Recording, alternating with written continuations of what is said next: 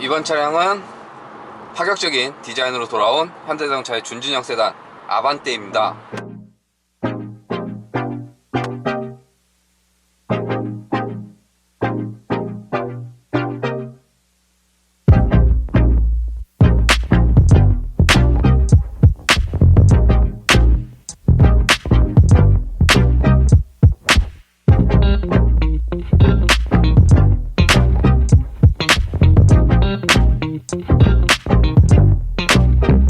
AD 출시 후 3년 만에 부분 변경을 거친 페이스리프트 모델이고요.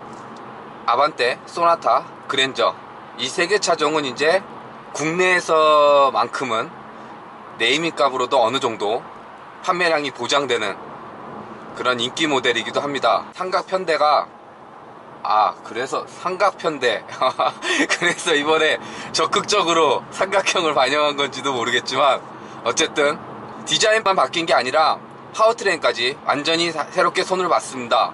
아반떼 페이스리프트 디자인 살펴볼 건데요. 파격적입니다. 그냥 막 날카로움이 뾰족뾰족해요, 얼굴에.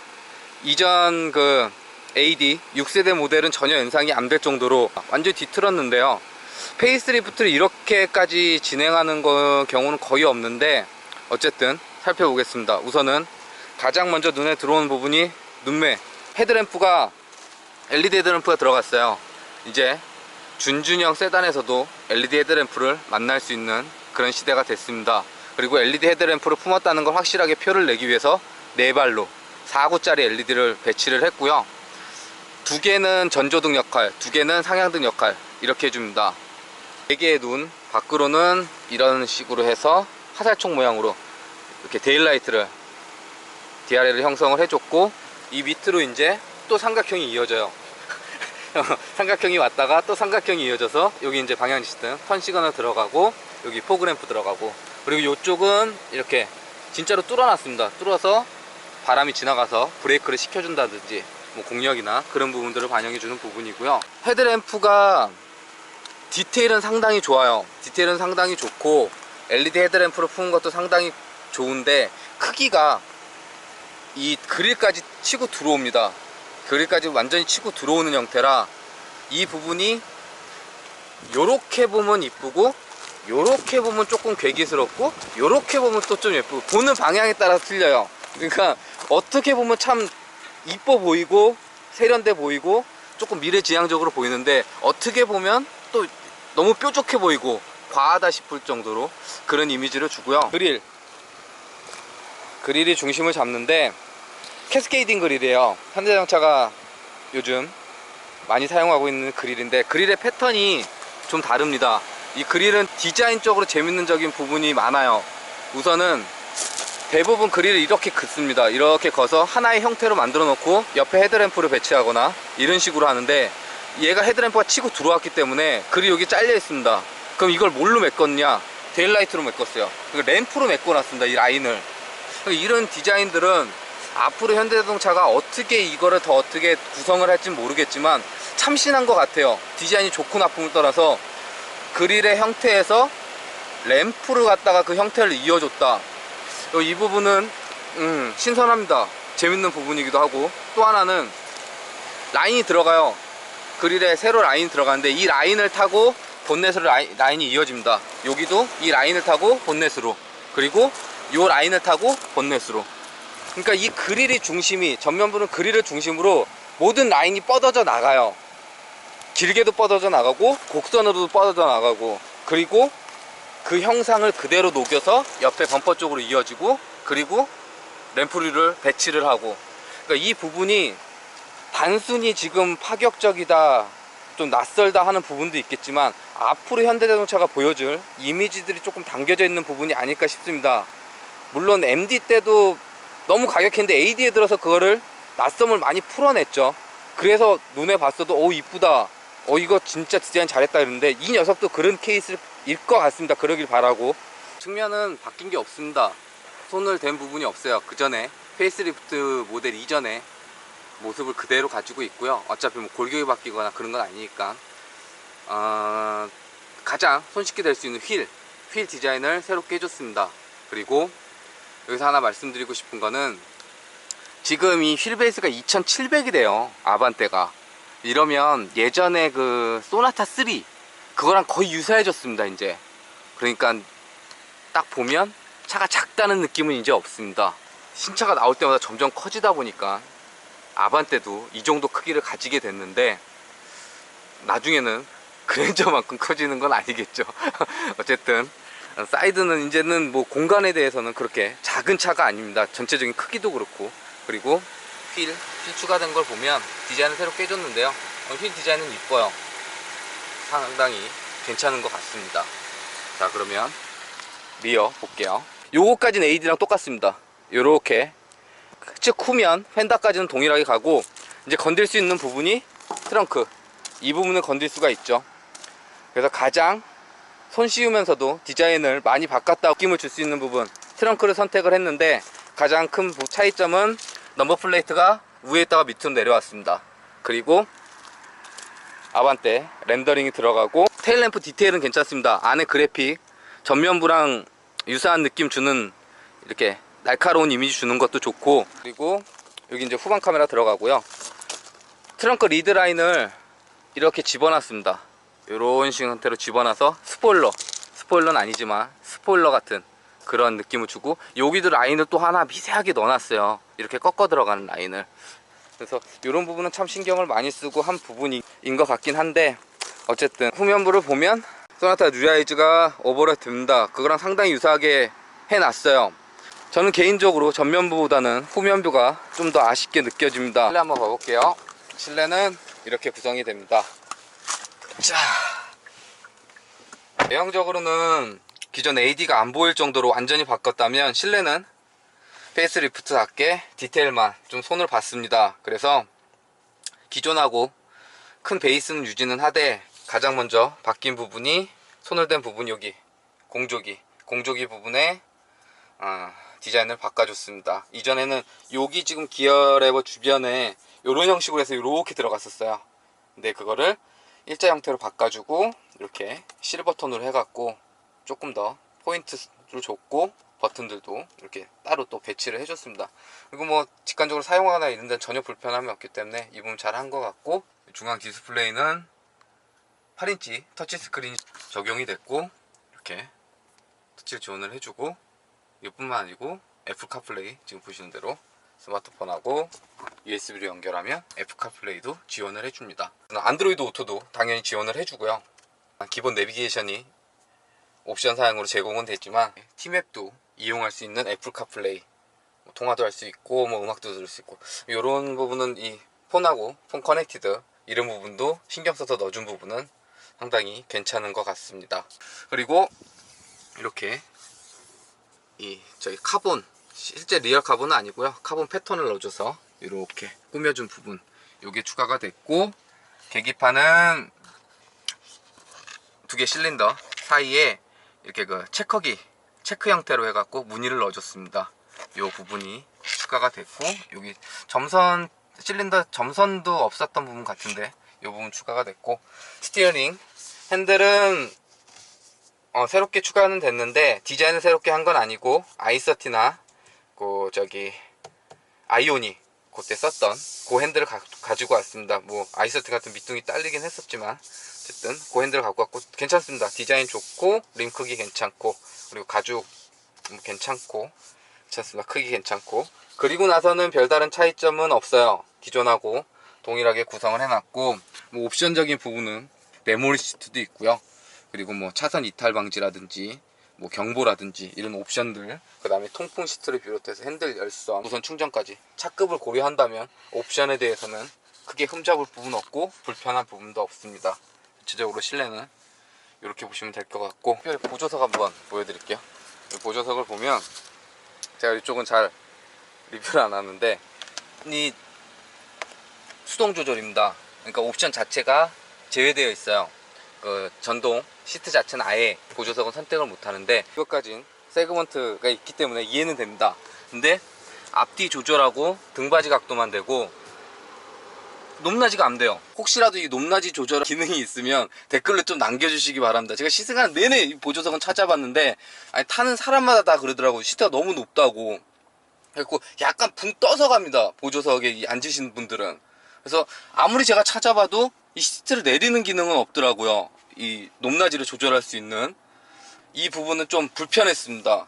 타시는 분들이 다 한결같이 시트가 높다고 하는 거 보면 이건 높은 것 같거든요. 제가 타봐도 이 부분은 좀 아쉽게 느껴지고 좀 개선이, 그래도 전동까지는 아니더라도 이 높낮이 조절만큼은 좀 해줘야 되는 거 아닌가 싶습니다.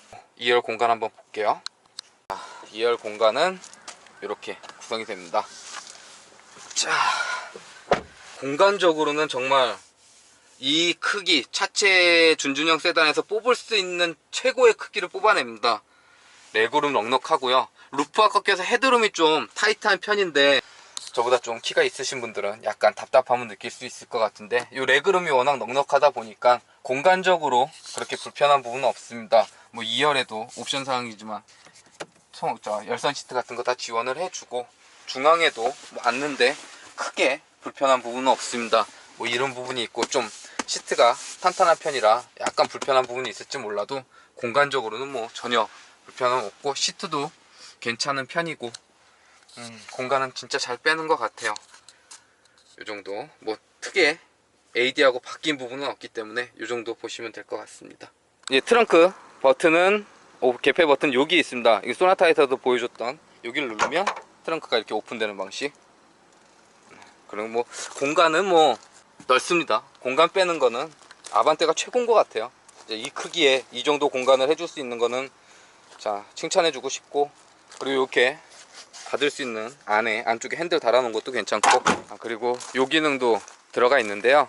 도어 잠긴 상태에서 키를 들고 3초간 서 있으면 트렁크가 자동으로 오픈되는 요 기능도 챙겨뒀습니다. 물론 옵션 사항이긴 하지만 그래도 짐을 들고 있을 때나 이럴 때 유용하게 쓸 수 있는 그런 부분이기 때문에 이 부분은 참고하시면 될 것 같고요. 페이스리프트 모델은 기존 가지고 있는 디자인에서 리터치 정도 하고 뭐 옵션을 좀 강화해주는, 그래서 기존에 가지고 있던 디자인의 생명력도 길게 해주고 신차 효과를 좀 줘서 판매를 견인하는 대부분의 수순인데, 이번 아반떼는 거의 신차급 풀체인지급 변화를 줬습니다. 우선 파워트레인이 바뀌었는데요. 기존 GDI 직분사 1.6 엔진을 대신해서 MPI 간접분사 엔진으로 바뀌었고, 그 엔진하고 결합되는 미션은 IVT, CVT입니다. 무단 변속기가 체결이 되어 있습니다. 최고 출력은 123마력, 최대 토크는 15.7 정도 되는 걸로 알고 있고요. 사실 이 파워트레인은 올드한 조합이죠. 어떻게 보면 참 올드한 조합인데, 이 변속기는 정확히 메커니즘이 어떻게 되는지는 모르겠는데 가상으로 8단을 설정을 해놨습니다. 그래서 무단 변속기긴 하지만 이렇게 변속을 하게 되면 바로 단을 바꾸고 표시를 해주고 RPM을 딱 올려버리거든요. 다운을 치면 이런 식으로. 근데 이 변속 속도가요 상당히 빠릅니다. 4단, 5단, 6단, 다시 5단, 4단, 3단, 무슨 게임하듯이 어떻게 이렇게 세팅이 되고 어떻게 이렇게 되는지 잘 모르겠는데 상당히 무슨 7단, 8단까지 그냥 뭐 막힘이 없습니다. 내리고 올리고 하는데 어떻게 이게 로직이 되는 건지 모르겠는데 어쨌든 괜찮습니다. 신기하고 괜찮아요. 일반 토크 컴퓨터 방식처럼 단을 나누고 변속을 해줍니다. 그러니까 문화 변속기임에도 현 시대에 맞춰서 잘 로직을 세팅한 게 아닐까 싶습니다. 물론 이렇게 저 RPM에선 조금 소음이 발생을 하고 고 RPM 때는 답답함은 존재하지만 일상 실영역에 있어서는 불편함은 동반되지 않습니다. 그리고 엔진은 이전 GDI에 비해서는 토크하고 마력이 조금씩 다 내려갔어요. 근데 실제적으로 운전할 때 그게 직접적으로 와닿진 않습니다. 그리고 실영역에 있어서는 괜찮습니다. 변속기와의 조합도 괜찮고, 물론 이렇게 가속이 이루어지고 하면 RPM만 싹 올라가면서 실제적으로 가속은 그렇게 시원하게 이루어지지 않습니다.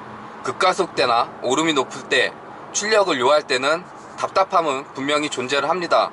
반면 어느 정도 속도가 올라간 상태나 일상 주행을 했을 때는 그런 불편함은 크게 동반되지 않습니다. 그리고 그런 불편함이 좀 답답하시거나 하신 분들은 아반떼 스포츠 모델이나 또 디젤 모델도 따로 트림이 구성되어 있기 때문에 선택할 수 있는 그런 다양성도 괜찮은 것 같습니다. 그러니까 이 파워트레인이 가진 목적은 딱 하나입니다. 첫 번째도 효율성이고 두 번째도 효율성입니다. 일상에서 별다른 불편함이 동반되지 않는 선에서 연비 위주의 그런 세팅을 보여줍니다. 그래서 지금 한 290km 시승차 받고 바로 리셋 했으니까 건 300km 정도 탔는데요.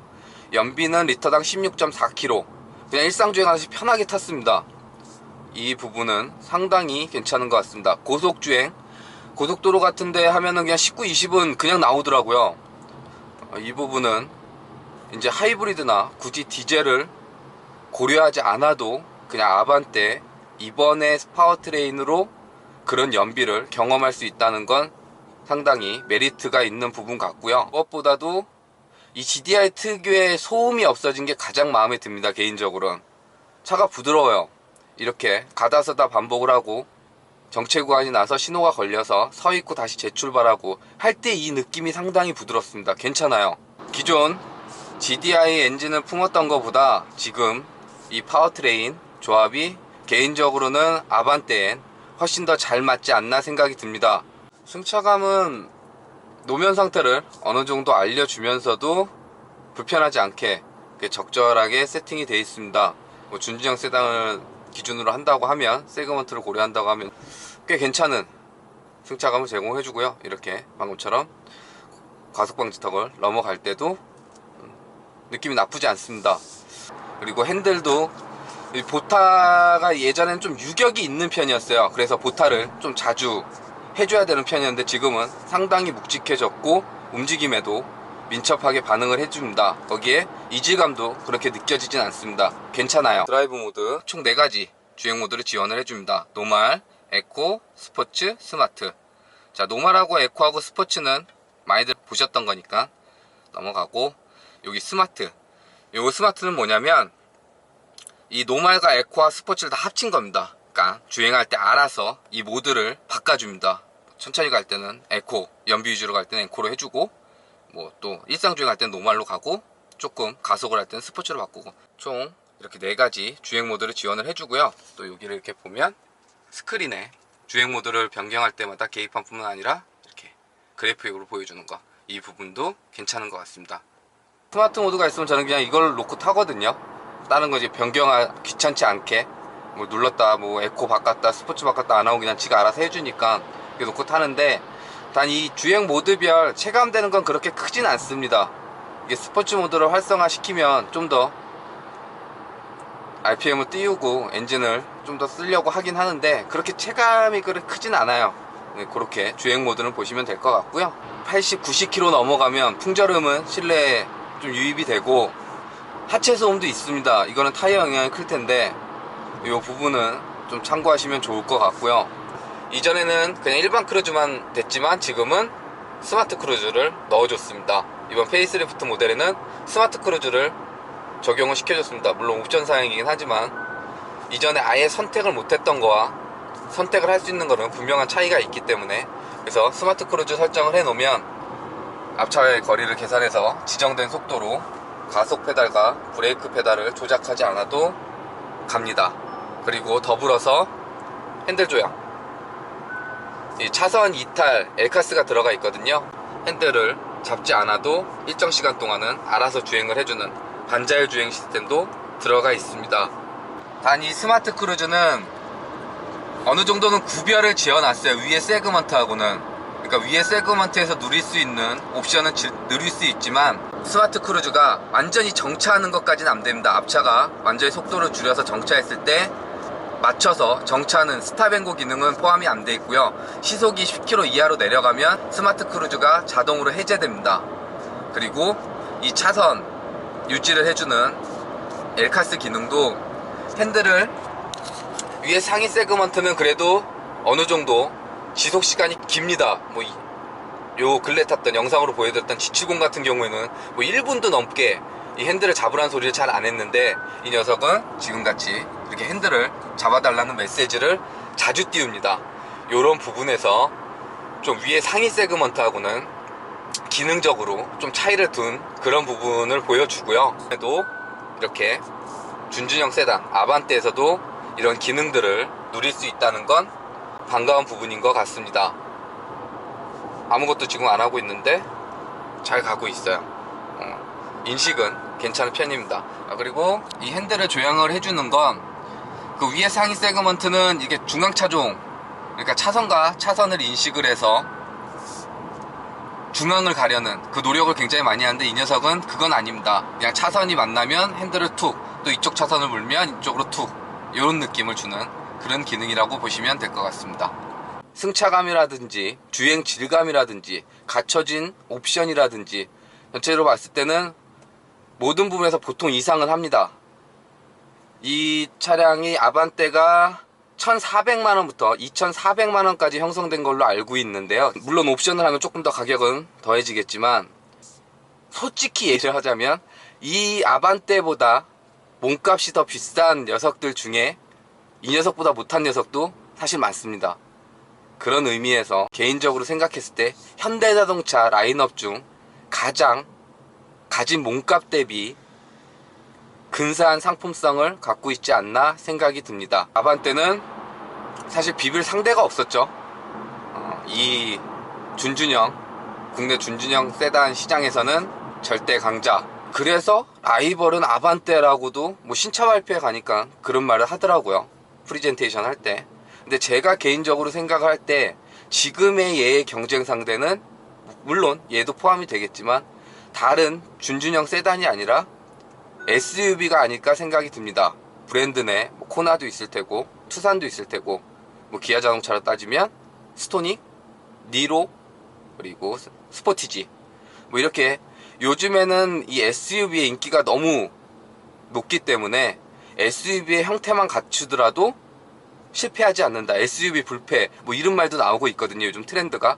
그런 의미에서 이 녀석이 구축해놓은 국내 준준형 시장의 포지션이 다른 차량에 뺏기는 게 아니라, 다른 세단, 준준형 세단을 뺏기는 게 아니라 그 SUV들이 가져가는 게 아닐까 개인적으로 생각이 듭니다. 그래서 어떻게 보면 더 파격적이고 파워트레인도 다 손보고 신차급 변화를 줬는지도 모르겠는데, 어쨌든 페이스리프트 더 뉴 아반떼는 다소 적응의 시간이 필요한 이 난해한 디자인을 빼곤 다 괜찮은 것 같습니다. 그러니까 너만 빼고 다 괜찮아가 아니라 생긴 거 빼고 다 괜찮아. 그런 것 같습니다. 참고로 아반떼 스포츠, 이 페이스리프트 더 뉴 아반떼의 스포츠 모델은 올해 11월, 그러니까 올해 안에 추가로 출시를 한다고 합니다. 익숙하지 않은 난해한 생김새를 스포츠는 어떻게 풀어줄지 출시가 되는 대로 다시 영상으로 이야기해 보도록 하겠습니다.